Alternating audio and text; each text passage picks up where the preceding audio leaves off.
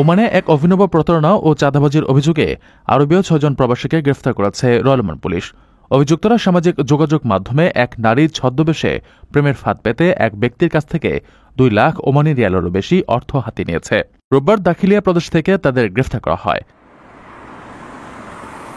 Police জানায়, এই প্রতারক চক্রটি প্রথমে এক নারী নামে ভুয়া অ্যাকাউন্ট খুলে ভুক্তভোগী ব্যক্তিকে প্রেমের জালে জড়ায়। সম্পর্ক গভীর হলে তারা ওই ব্যক্তির বিশ্বাস অর্জন করে। এরপর চক্রটি ভুক্তভোগীকে ব্ল্যাকমেল করা শুরু করে।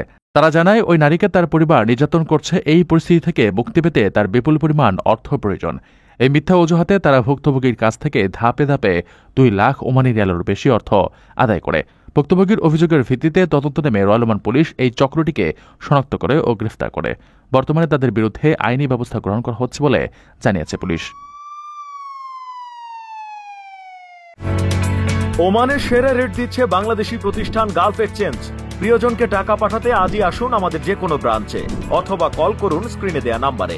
গালফ এক্সচেঞ্জ, বাংলাদেশিদের প্রিয় এক্সচেঞ্জ।